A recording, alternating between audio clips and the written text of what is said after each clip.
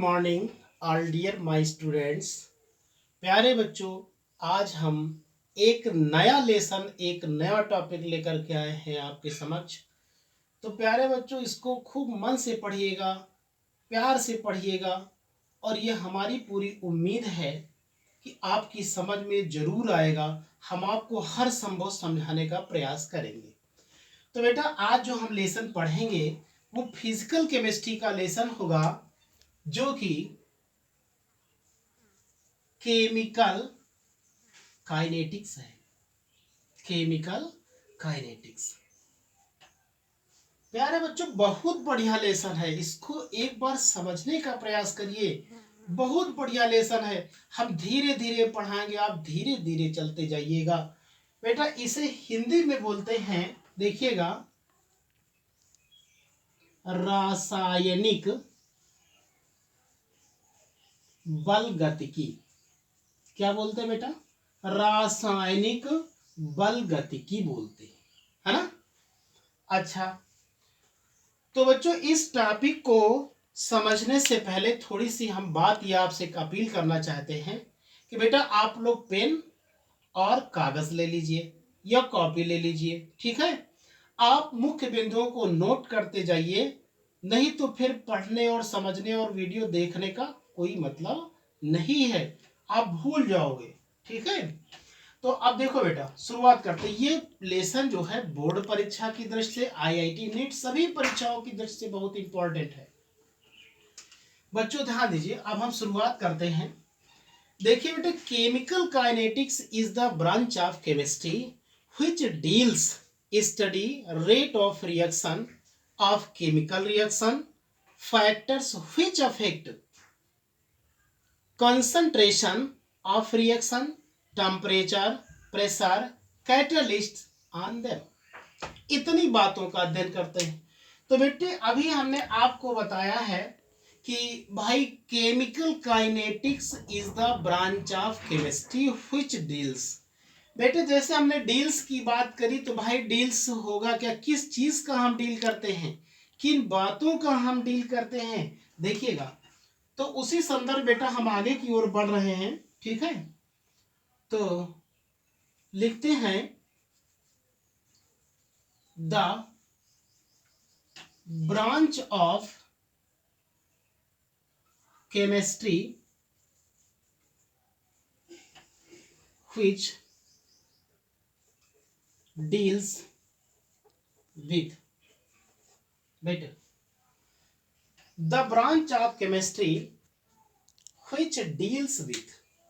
अब बेटा, the branch of chemistry, रसायन की वो शाखा, कौन सी शाखा?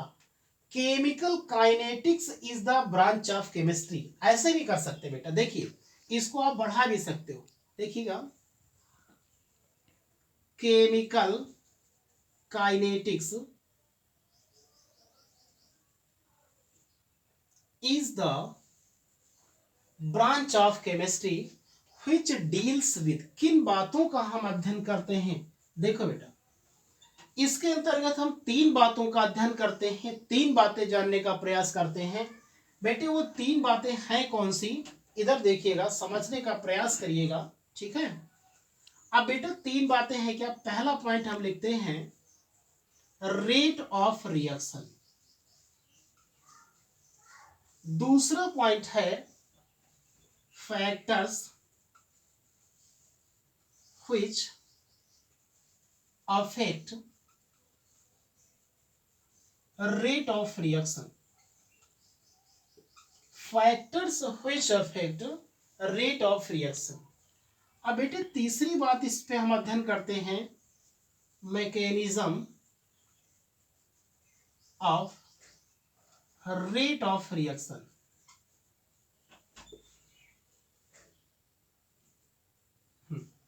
बेटे, हिंदी और इंग्लिश दोनों माध्यम के बच्चे समझने का प्रयास करेंगे, ठीक है। तो देखिएगा बेटा, कि अभी हमने बताया है कि केमिकल काइनेटिक्स को हम रासायनिक बलगतिकी कहते हैं, हाँ? तो इधर देखिए बेटा, हमने क्या लिखा है कि chemical kinetics is the branch of chemistry, ठीक है। अब देखो बेटा, रासायनिक बलगतिकी केमिस्ट्री की वो ब्रांच है, केमिस्ट्री की वो ब्रांच है जिसके अंतर्गत हम डील्स करते हैं। किसका डील्स करते हैं? देखिएगा, रेट ऑफ रिएक्शन, अभिक्रिया की दर का अध्ययन करते हैं।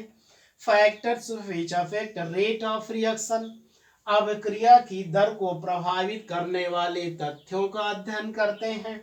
Mechanism of rate of reaction, अभिक्रिया की दर की क्रियाविधि का अध्ययन करते हैं।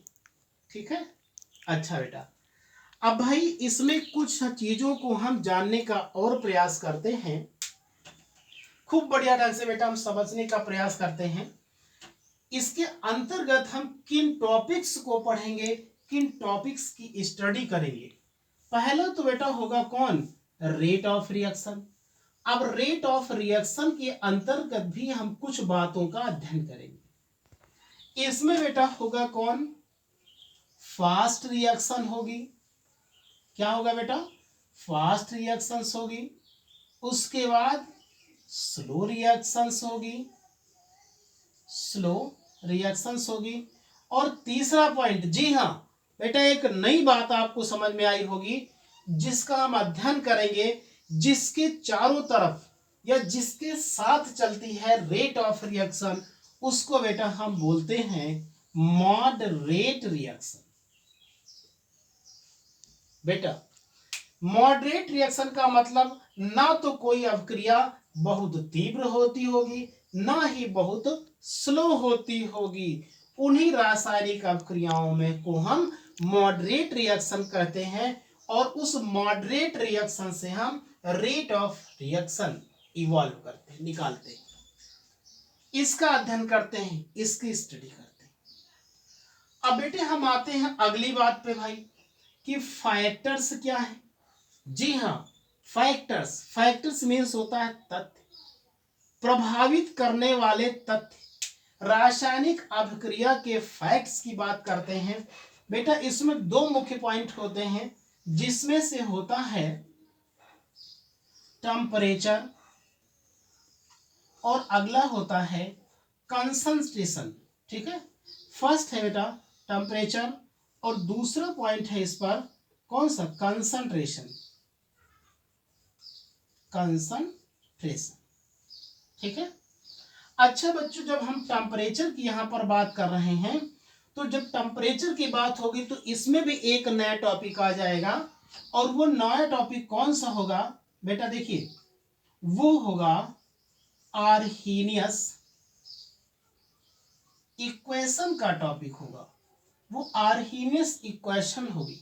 ठीक है, अच्छा, खूब आराम से चलिए बेटा, इसीलिए हम बोलते हैं बहुत आराम से चलिए, समझ में आएगा, बहुत जल्दबाजी करने की कोई आवश्यकता नहीं। ठीक है, अब बेटे हम अगली बात करते हैं कंसंट्रेशन की। भाई कंसंट्रेशन क्या है बेटे? जब कंसंट्रेशन की बात आती है तो वहां पर आता है बेटे, वहां पर हम अध्ययन करते हैं फर्स्ट ऑर्डर का, सेकेंड ऑर्डर का, थर्ड ऑर्डर का, nth ऑर्डर का और जीरो ऑर्डर का। देखो बेटा, जितना तुम्हारे इंटर के सिलेबस में है उससे आप कहीं ज्यादा ही पढ़ ले जाओगे, उससे कहीं हम और अधिक पढ़ाने का प्रयास करेंगे और तुम्हारे ब्रेन में खूब अच्छी ढंग से ये सिलेबस और ये कोर्स बैठने का प्रयास करेगा। बशर्ते आप हमारे साथ धीरे धीरे बेटा चलते जाओ। यही आपसे हम कह रहे हैं, बार बार हम कह रहे हैं, भागना नहीं है। अगर भागोगे तो निश्चित समझ में नहीं आएगा। अब आते हैं बेटा mechanism of rate of reactions. अच्छा, इस टॉपिक के बाद हम क्या पढ़ते हैं? इस टॉपिक के बाद बेटा कुछ ऐसे टॉपिक आते हैं, कुछ बातें आती हैं, जैसे रेट लॉ की बात आती है। रेट लॉ का हम स्टडी करेंगे। रेट लॉ के बाद फिर क्या आएगा? मॉलिक्यूलरिटी। जी बच्चों, मॉलिक्यूलरिटी का molecularity, molecularity, molecularity of reaction, अभिक्रिया की आणविकता। बच्चों इसे क्या बोलेंगे? अभिक्रिया की आणविकता। रेट लॉ, दर के नियम, रेट लॉ का हम स्टडी करेंगे, है ना। और फिर बच्चों क्या बचता है, फिर बचता है लास्ट में mechanism, mechanism of rate of reaction, mechanism of rate of reaction. और फिर बेटा कुछ टॉपिक आते जाएंगे। अब जैसे क्या हो गया, जैसे हाफ लाइफ पीरियड, इस टाइप से बेटा हम पढ़ते जाएंगे, तमाम छोटे छोटे पॉइंट आएंगे, हिंट आएंगे, है ना। फिर उसका उसी समय हम अध्ययन अच्छे ढंग से करते चले जाएंगे, ठीक है। तो बच्चों एक बार फिर से देखिएगा, बहुत शॉर्ट में आपको बात बता रहे हैं कि रासायनिक बलगतिकी भौतिक रसायन या रसायन की वो शाखा है जिसके अंतर्गत हम रेट ऑफ रिएक्शन के अध्ययन करते हैं, factor which affect rate of reaction का, mechanism of rate of reaction का। फिर बेटा उसके अंतर्गत देखो इन बातों का हम स्टडी करेंगे, ठीक है। अब बेटे हम इसके बाद भाई देखिए, अब हम अपने टॉपिक पे चलते हैं। क्या मुझे पढ़ना है, जो अपना टॉपिक है आज का रेट ऑफ रिएक्शन, इस टॉपिक पे हमें अध्ययन करना है। अच्छा एक काम करते हैं, क्या इसको बेटा मिटा दूं, आप लोग कर चुके हो, ठीक है। आप इसको नोट कर लीजिएगा, समझ लीजिएगा, ठीक है। अब इसको मिटाने का प्रयास करते हैं।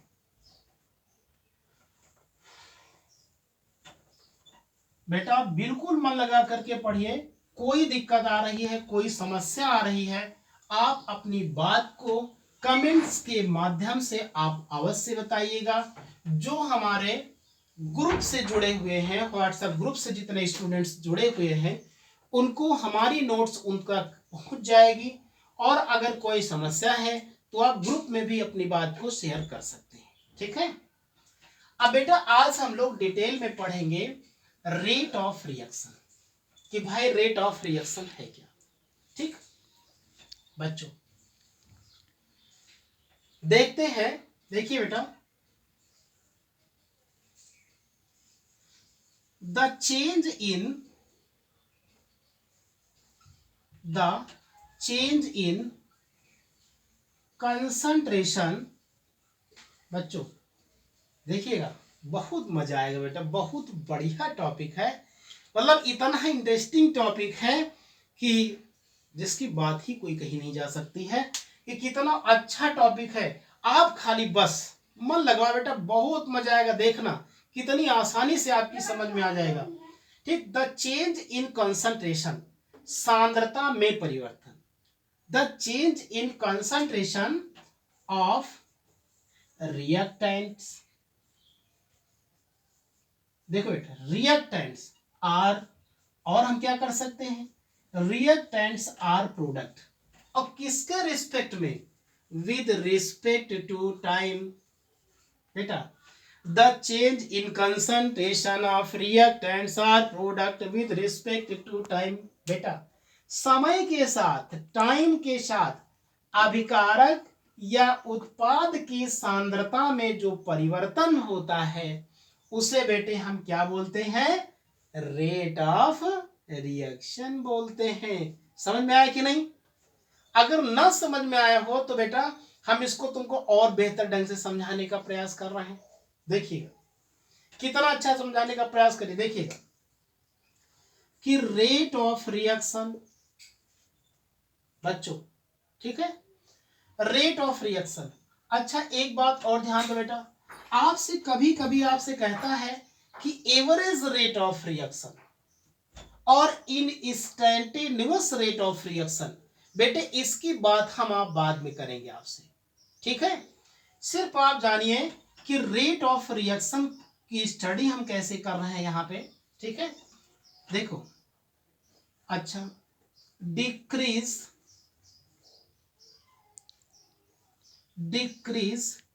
इन कंसंट्रेशन, बेटा decrease in concentration of reactants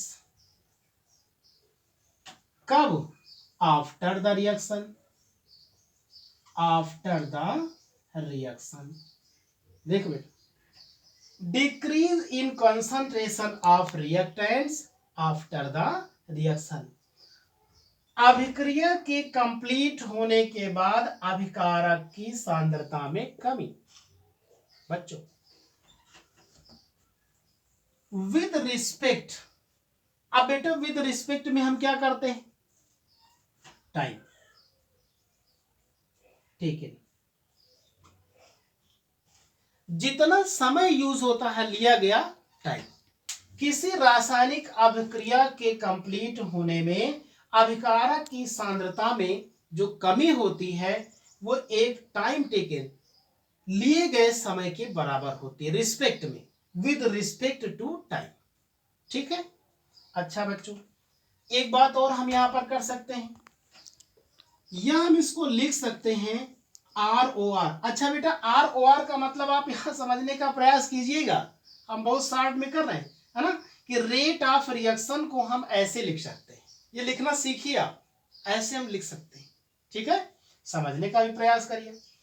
अब बेटा देखो, अगर किसी भी रिएक्टेंट की कंसंट्रेशन डिक्रीज होगी, ठीक, डिक्रीज होगी तो प्रोडक्ट्स बढ़ेगा, अगर प्रोडक्ट्स डिक्रीज होगा तो रिएक्टेंट्स, अगर प्रोडक्ट्स इंक्रीज होगा तो रिएक्टेंट्स घटेगा।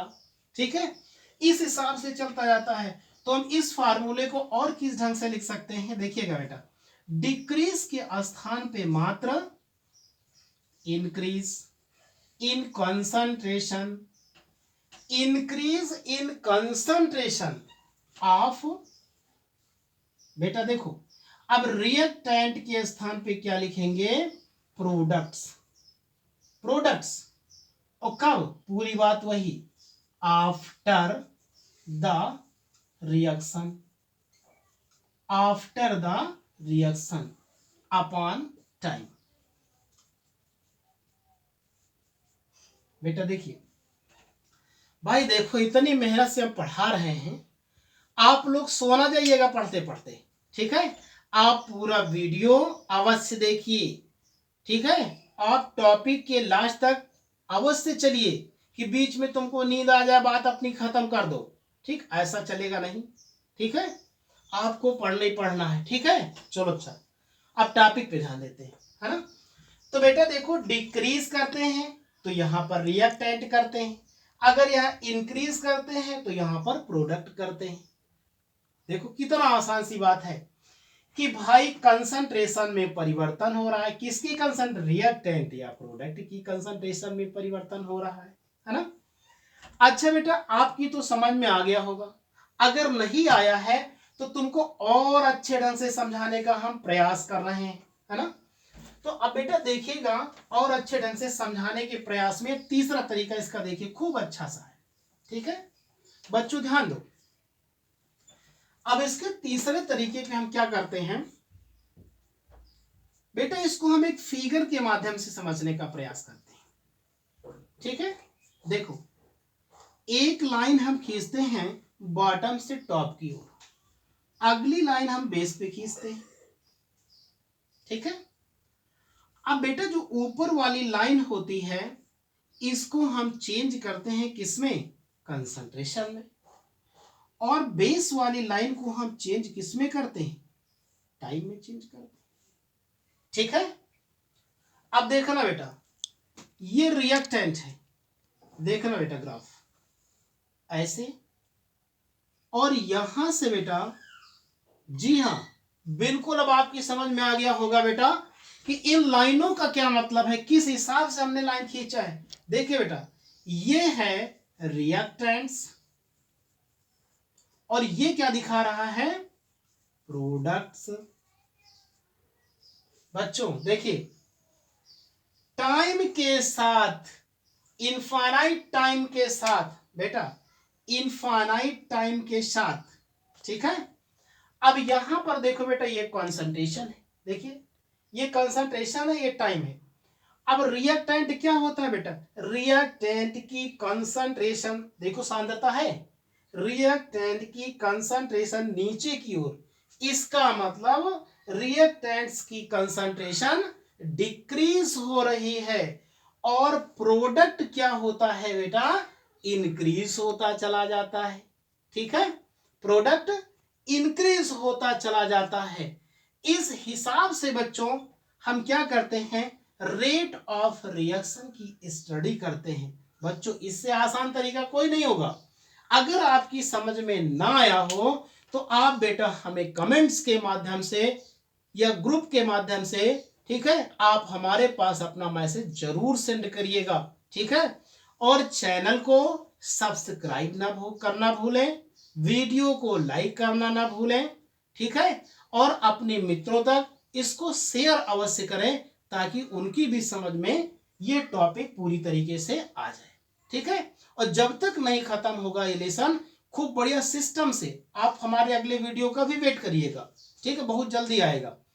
खूब आसानी से इसको तुमको हम समझाने का प्रयास करेंगे और सीरियलाइज चलेंगे, सिस्टम से चलेंगे, भागेंगे नहीं, ठीक है। आपको भी धीरे धीरे चलते जाना है, ठीक। अब बेटा अपने वीडियो को हम यहीं पे खत्म करते हैं।